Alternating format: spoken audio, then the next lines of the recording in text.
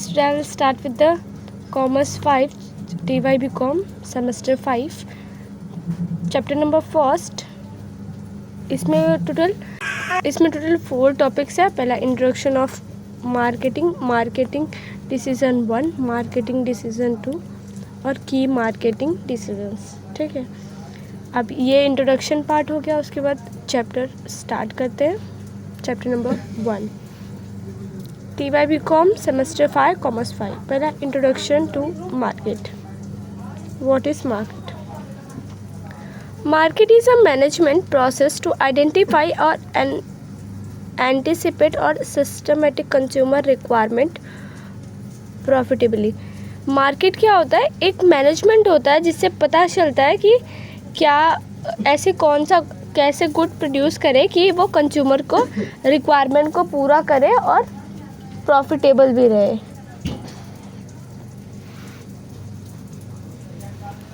Nature and features of marketing. पहला systematic process, identifying the consumer need and wants.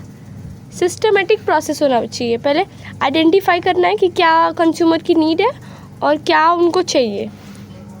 Ideas, goods and services, tangible good, intangible services और idea for awareness. अभी देखो हम service provide कर सकते हैं. Idea कैसा होता है?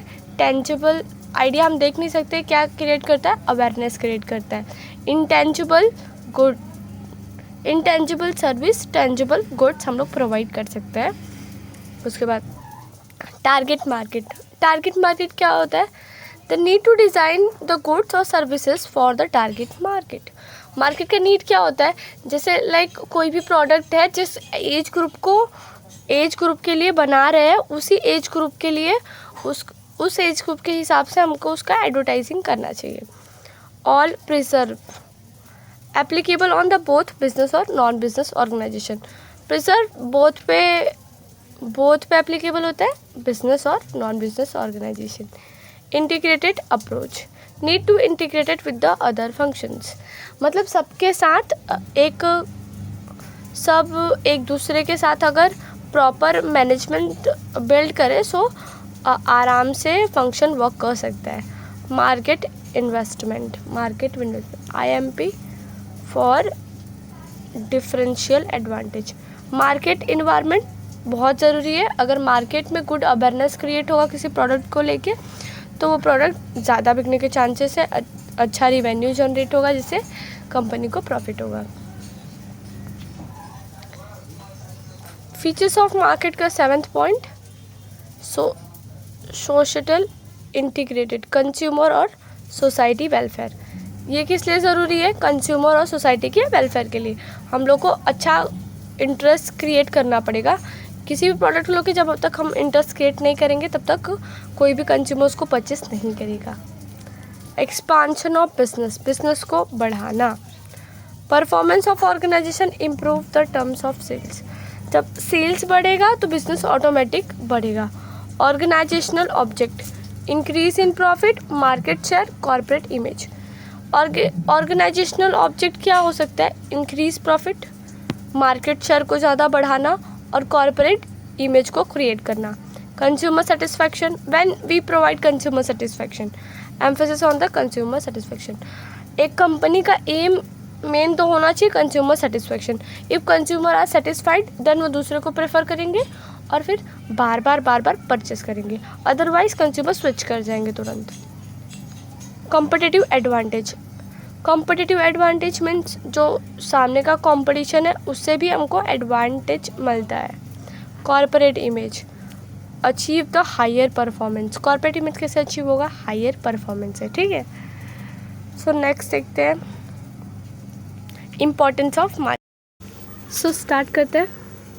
कॉम्पिटिटिव एडवांटेज, ये सेम पॉइंट हम लोग ने पहले भी पढ़ा. ठीक है, मैं सेम पॉइंट का एक लिस्ट बना दूंगी जिससे हम लोग को शायद 4 points are same on both.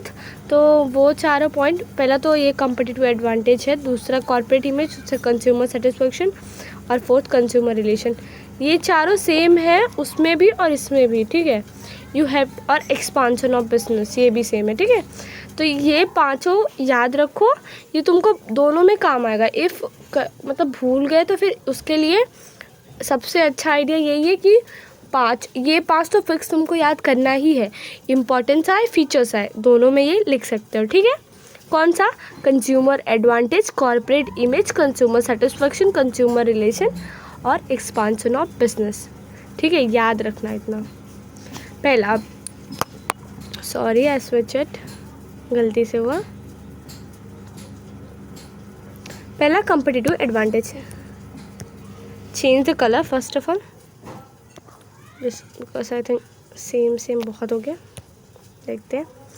Product of designing, मतलब कंपटीटिव एडवांटेज कब होगा?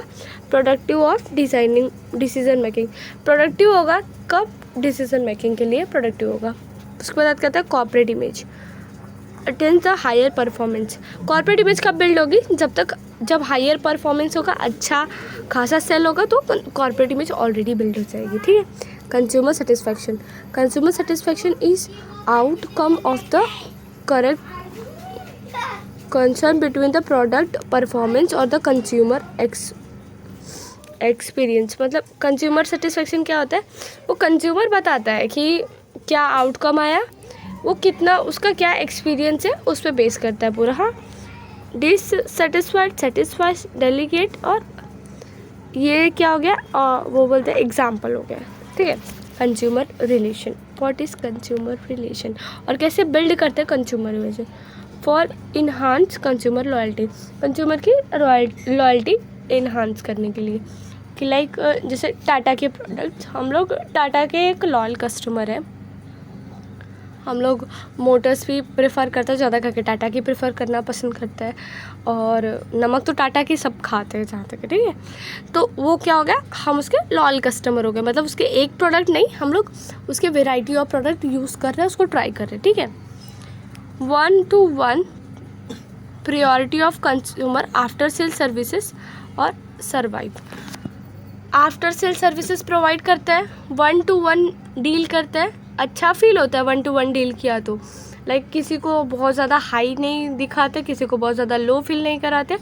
और उसके बाद आफ्टर सेल सर्विसेज होते हैं। जस्ट लाइक मैंने कोई प्रोडक्ट लाया और कुछ दिन में उसमें कुछ प्रॉब्लम्स आ गई, तो अगर मुझे सामने वाला आफ्टर सेल सर्विस प्रोवाइड करता है तो उसमें मेरा मनी कम वेस्ट हो रहा है, और उससे क्या होगा? उस कंपनी का गुडविल क्रिएट होगा, ठीक है।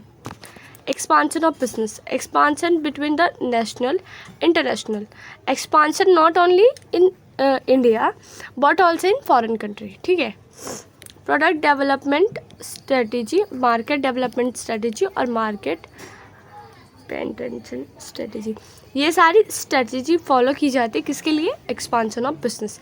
ये जितने भी मैंने लिखे बस मैंने economic scale for increase in demand. Economic is a large scale production, large scale distribution. Economic scale वो कैसे बढ़ेगा? कब होगा? जब डिमांड इंक्रीज होगा। क्यों ज़रूरी है? For increasing the demand. Economic of the large scale production, large scale distribution. अगर लार्ज स्केल प्रोडक्शन करेंगे तो लार्ज स्केल डिस्ट्रीब्यूशन में होगा। Efficiency, bring the higher profit. Efficient, अगर बिजनेसमैन और बिजनेस अगर इफ़िशियंसी अच्छा रखता है, इफ़िशियंसी अच्छी होती है तो वो हायर प्रॉफिट लाता है। Research and development, technology upgrade और ट्रेन द डेवलपमेंट। मतलब इफ़िशियंसी कहाँ कहाँ ज़रूरी है? पहला रिसर्च और डेवलपमेंट में इफ़िशियंसी चाहिए। टेक्नोलॉजी अपग्रेड, जैसे जियो ने टेक्नोलॉजी तुरंत अपग्रेड किया, जब भी 5G आया उसने तुरंत 5G लॉन्च कर दिया, तो वो क्या हो गया? Technology upgrade. और उसके बाद ट्रेनिंग एंड डेवलपमेंट, जो उनके वर्कर थे उनको ट्रेन किया फॉर डेवलपमेंट, ठीक है। Organisational object, effect on product designing, pricing, promotion helps to. ये क्या करता है? इफेक्ट देता है किसमें? प्रोडक्ट डिज़ाइनिंग में। ऑर्गेनाइजेशनल ऑब्जेक्ट पीछे भी पढ़ा था, ऑर्गेनाइजेशनल ऑब्जेक्ट, ठीक है। अब देखो, pricing, promote to help increase profit, brand image और increase market shares. Organizational object, effects product designing and pricing, promotion to help through. इससे क्या होता है? ऑर्गेनाइजेशनल जो ऑब्जेक्ट होता है उससे क्या वो हेल्प करता है to increase profit, to create brand image, to increase of market shares, ठीक है। Optimum use of resources, physical resources, capital resources और मैन पावर। रिसोर्सेज के 3 टाइप होते हैं, फिजिकल, कैपिटल रिसोर्सेज और man powers. Brand equity, repeated purchase और recommendation. Brand equity कब develop होती है, जब लोग रिपीट परचेस करते हैं। लाइक जो प्रोडक्ट मैं एक बार यूज़ कर चुकी हूँ, फिर सेकंड टाइम भी मैं वही प्रोडक्ट यूज़ कर रही हूँ या उसी ब्रांड के प्रोडक्ट यूज़ कर रही हूँ, सो वो क्या हो गया, रिपीटेड परचेस। रिकमेंडेशन मतलब किसी ने मुझे रिकमेंड किया है कि ये प्रोडक्ट बहुत अच्छा है, सो और मैं उसको परचेस कर रही हूँ, वो क्या हो गया, recommendation. So thank you for watching. आगे नेक्स्ट वीडियो जल्द से जल्द लाने की कोशिश करूँगी। So bye bye, have a great day.